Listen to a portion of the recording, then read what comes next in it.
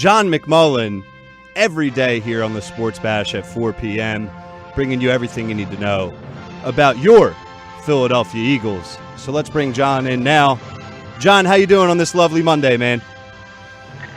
Hey, we got the day off. I'm doing well. Well, John, that's going to be my first question here is, do you really have the day off? No, right? No, well, no. And my other question is, so the Eagles now what? They get days off every 5 or 6 days. I mean, why do we have no Eagles practice today on Monday? If you want to talk about that new rule. Well, things have changed in the NFL, that's for sure. Back years ago, you'd have 2-a-day practices, and you'd go for like 2 weeks straight. But with pads. Now it's 4 days. Yeah, with pads. And now it's 4 days, and they take a day off, and they'll practice 4 days and take another day off. And remember, training camp only goes till August 14th. So, things have changed. There's no question about that. Yes, they certainly have. So it's Monday, and last time we talked to you was Friday. The Eagles are off, like we just mentioned, but we missed a couple of days of practice. I know we saw Doug Peterson crack some jokes at the press conference about Carson Wentz timetable, and if you want to touch on anything else we missed over the weekend. Yeah, I was who asked the question right before Doug poked his head in. And I had asked him a question on timetables the day before, so he was kind of jibing at me. But the whole Carson Wentz, it was a big thing on Saturday because he practiced with pads with the first team. So everyone got extra excited, showed off tremendous mobility, and looked like he was fine and ready to move forward. And I've said since early in the process, you can ask Mike Gill when he gets back. He's going to be there week 1, September 6th. And then they backed him off a little bit Sunday, and Doug explained they just have a plan. Remember, he hasn't even hit the 8-month mark from a surgery, which was December 13th. He was injured on December 10th. So there is, from a medical standpoint, it takes a set amount of time to heal from a torn ACL and LCL. Doctors I've talked to have said 9 months. Elite level athlete like Carson Wentz is maybe gets it done a little bit quicker. So ultimately, you're going to see this throughout camp. He's going to practice one day fully in team drills. Maybe they'll back him off another day. But as long as there's no setbacks, he's going to be there week 1. Yeah, so John, you wrote an article on 97.3 ESPN about the new helmet rule, and you got some thoughts on it from Chris Long, Malcolm Jenkins. If you want to talk about that, because that seems like something right now that coaches, players, and even officials are unsure what to make of this. So what's up with this new helmet rule? Yeah, and you're right. Even officials, we got to meet with the officials over the weekend. They do it every year, and they kind of explain the new rules. And it was almost a little bit comical because I feel bad for him. It was line judge Mark Perlman who gave us the presentation, and he said 3 times, "Don't blame the messenger." They're not happy with it either. Yes, so I think it's everybody. The players are uncertain. If you go back, for Philadelphia, the perfect example is Malcolm Jenkins' hit against Brandon Cooks in the Super Bowl, which was such a big play. The league actually used that play at the league meetings in March and said, this is now illegal. And wow. They come back, and the officials say, one who is there says that's a penalty. One says it's not a penalty. And they finally settled on it's a judgment call. And that's exactly what they told the players in their meeting. We talked to Malcolm Jenkins, talked to Chris Long, talked to Nigel Bradham. They got the same answer. They said it's a judgment call. This thing has a chance to be a disaster. Isn't that, John, the number one issue? Not the number one. There's a ton of bigger issues. But one of the criticisms with this league and the officiating is there's too many open-ended judgment call rules, and now they're incorporating another one? I don't get it. Yeah, I agree 100%. It's over-legislated. talked extensively with Chris Long about that. He agreed with everybody agrees with it. And by the way, it's not the officials' fault. They're put in untenable situations, right. And that it is. Anytime you make something a judgment call, if you've ever been on the field at an NFL game, the speed these guys go at is amazing. So to create another judgment for them is only going to create issues. But I talked to a very, very high-level NFL source who explained it and said it's simple. This league has given out $2 billion, scheduled to give out $2 billion from the lawsuit, from the concussion lawsuit. That's what this is all based upon. And if the players hate it that much, they got to go to DeMaurice Smith and the NFLPA and start change from their end. Because as long as there's a legal liability from the league standpoint, they have to continue this direction. That's what the league says. That's their spin on it. Now, we're taking a look back at the roster. You posted a piece, I believe today, looking at Leroy Reynolds as a roster surprise. So tell us a little bit about Reynolds and where he might fit in and what other surprises might be there on the Eagles roster. Well, there's not going to be a lot, to be honest, because this is an extremely deep team. It really is. And when you talk about young players and you start crunching the numbers, it's not going to be a lot of opportunities for him. But Leroy is a veteran player. Not a lot of people know him, but he's been one of the best special teams players in this league for a while. The Eagles tried to sign him last offseason as well as this offseason. Remember, Brian Brayman is gone. Chris Maragos is still on the PUP list, recovering from serious knee surgery. We don't know how healthy he's going to be.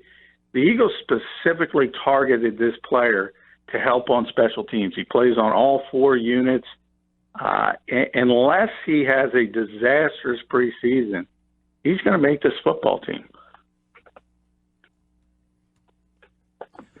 John, so more on not only the helmet rule, but the kickoff rule. I saw you tweet out a little video, I believe, of the Eagles practicing the new kickoff rules, and how are they incorporating that into their camp now with the practices? Is that a big deal to Peterson? Is that just kind of nothing? Just comparing that to the helmet rule, what have you seen over the weekend or in the first few days of camp adjusting to those rules?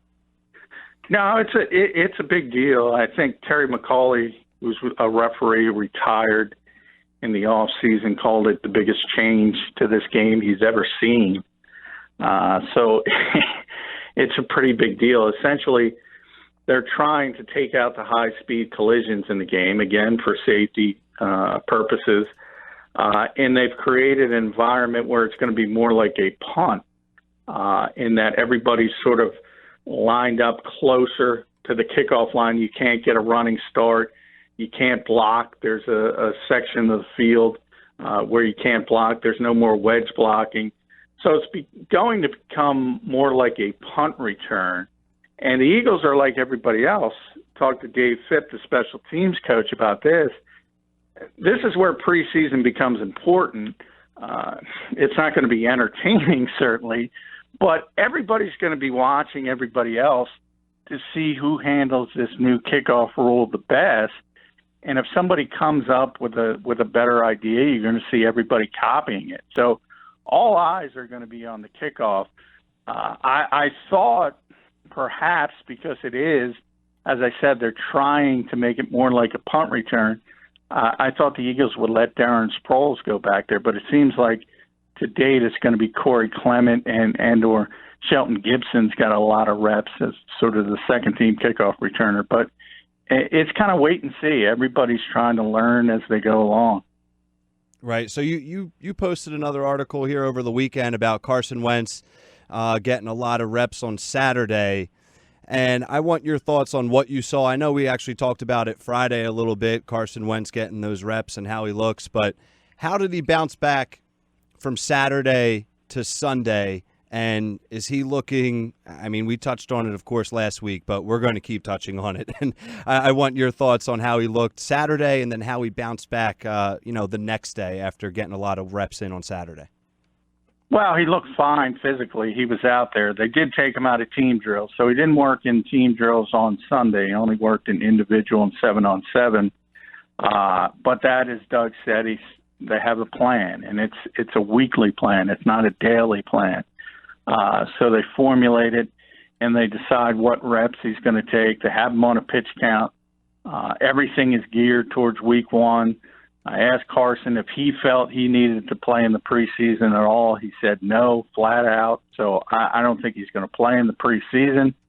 And I think ultimately it's just making sure he's completely healthy for September 6th. And this is going to be the plan as training camp continues. It's going to be one day on, one day off, where he scales back to doing just individual and 7-on-7 stuff until he's ultimately cleared. And then when the doctors clear him completely, he'll be the first team quarterback, obviously. Now you have two other veterans that are also coming off injuries in Darren Sproles and Jason Peters. Haven't really seen action yet. So what is the plan for those guys? Are they in the same kind of weekly plan mode? Are they expected to play in the preseason? What do you know about them? Well, I think they're certainly Darren. Remember, he got injured in week 3 of last season, so very early. He looks completely healthy. It's amazing at his age. He's still got the same zip. He's always been sort of a workout warrior. And for people that don't know Darren, he is he's 5'6". He's about 190. He pound for pound, he's probably the strongest player on this team. That's how much he works out, and he's in the gym. So despite his advancing age, maybe it isn't a surprise how quickly he looks and how quick he looks and how far he's come. Jason is also injured earlier than Carson. I think it was week 7. So after Darren, he too has been taking all the first team reps. Occasionally comes out for a little bit of a blow in a series here and there, but he's on track to start as well. So obviously, I mean, when you talk about the Eagles winning Super Bowl 52, maybe the most surprising thing of all is the fact that they were able to do it when so many. We always talk about Carson, but you just mentioned Darren and Jason and Jordan Hicks and Chris Maragos. All of them weren't on the field for that particular game, and they're all scheduled to be back with maybe a question mark on Maragos because we don't know how serious that injury is, and he's not back to this point. So it's pretty impressive to add Jason Peters, Darren Sproles, Jordan Hicks, Carson Wentz to a team that won the Super Bowl. Well, what can we realistically expect from those guys? Because like I was saying earlier, I'm going to be 37 soon. Jason Peters is going to be 37 soon. That's pretty old in football years. So what can we actually expect out of some of these older players also coming off injuries? Well, typically you can't expect much, but these are different types of players. I mean, Jason's arguably going into the Hall of Fame. I would think that he would. Darren, because there's sort of there's not a lot of punt returners in the Hall of Fame. So if they did, he would be one of the ones you would talk about. These are not ordinary players. If you're talking about a run-of-the-mill guy who's 36 coming off an injury, you're not expecting anything. But these, as I said, these aren't run-of-the-mill guys. Darren specifically, I just talked about his fitness level. Jason, we'll see, but he's got such respect in that locker room. He's come back from injuries before, serious injuries, the torn Achilles. So the Eagles expect them to be the same players that they were. Now, going to the running back position, John, I'm curious to see how the reps play out. I know we've touched on it in previous weeks here, but Jay Ajayi, is he the horse? And then as far as Corey Clement, he looked obviously very, very sharp last year towards the end of the season. And with Blunt gone, a lot of people are asking us, where does Sproles fit in as he only continues to get older and he's coming off a big injury. So you have Sproles, you have Corey Clement, and you have Jay Ajayi. Are they just going to ride the back of Jay Ajayi, or is it going to be like a 40-40-20 type split between the three of those guys? No, I think it's going to be. I mean, this will be Doug's third year. I think it's pretty clear he likes the committee approach. I think he's going to continue it. I think part of that has to do, Jay's probably the best back they've had in the lead back role. He's better than Ryan Matthews. He's better than LeGarrette Blount, but he's got degenerative knee issues, and that's a concern. I mean, throughout his stint in Miami, each week they sat him down and didn't practice him at least once, all to sort of manage him through the season. So you have to put that into the equation as well. And then I talked a little bit last week. Darren Sproles is one of Doug Peterson's favorite players. Yeah, he loves him. And if there's a big 3rd and 4 or 3rd and 5, he's going to default to Darren Sproles if Darren's healthy and ready to go and out there. I just believe that. He trusts him. Sure. So I think it's going to continue to be that committee approach, and some of it will be the hot hand in a particular week. And as I said, in key situations, he's gonna default to Darren Sproles. Yeah, absolutely. So going to the other side of the ball now, I'm going to give you a 2-part question. One, we talked a ton about injuries so far, so I want you to touch on Jernigan and Graham. You talk about weekly plan for Wentz. What plan, if any, have you heard of for those two guys? And then also I asked you, I believe on Friday, about the nickel spot there in the secondary. And if you want to kind of give us some insight on anything you saw with that position in particular over the weekend. Well, Tim Jernigan is going to be out into the season. So it's a matter of when. Conventional wisdom says November, could be half the season. So at least early in the season, you're not going to have Tim Jernigan. Had off-season back surgery, herniated disc, so he's going to be out for a while. Brandon Graham, he's on the PUP list right now. He's not practicing. It's very similar to Carson. Week 1 is the goal. They know what Brandon can do. He doesn't need he's a veteran. He doesn't need preseason work. So the Eagles are going to be very, very cautious, and the whole goal is to get him ready for week 1, and I believe ultimately he'll get there. He's out at practice every day. He's watching. He's his same gregarious, energetic self. I think he's going to be ready by week 1. You're probably not going to see him in the preseason. I don't see any. Maybe if he personally wants to knock off some rust and ask for it. Other than that, I can't see it. As for the Nickelback role, we're through 4 practices. It's been Sidney Jones, Devontae Ballsby, Sidney Jones, Devontae Ballsby. So they're rotating those 2 guys back and forth with the first team. Generally, after you have a break like this and you get back to practice tomorrow, you'll see some changes with the depth chart based on the film that they've looked at in practices. We'll see if that happens, if somebody emerges. I just can't believe that the Eagles would want Sidney Jones playing the slot. He's too talented. Yeah. I think ultimately they got to get him on the field, but it's got to be outside the numbers. And whether that's moving Jalen Mills inside when you have the nickel or something of that nature, I just don't understand why they would want Sidney Jones in the slot. Yeah, agreed. So one more question here, John, before we let you go. We talked earlier in the show about, and we've talked, Gil has talked about this with you before as well, as far as the passion of the fans coming off a Super Bowl victory. And now that we're, 4 days into training camp, very, very early, and it's a premature question. But I want your thoughts on if you've noticed any different type of vibe or less of a vibe just around the facility and from a fan perspective. You've been following the team now for quite a while, and we're trying to gauge, is there any different type of interest or lack thereof coming off this Super Bowl win? I don't think there's a lack of interest. I think there's sort of a maybe, and I say the same thing with the players. It's human nature to be kind of satisfied. Yeah. And I think people say, well, what's the worst that can happen? It's a very good team. They make the playoffs. They lose. We already got one. Money in the bank, so to speak. I sense some of that. But I remember Mike and I were having this discussion. That was real last offseason.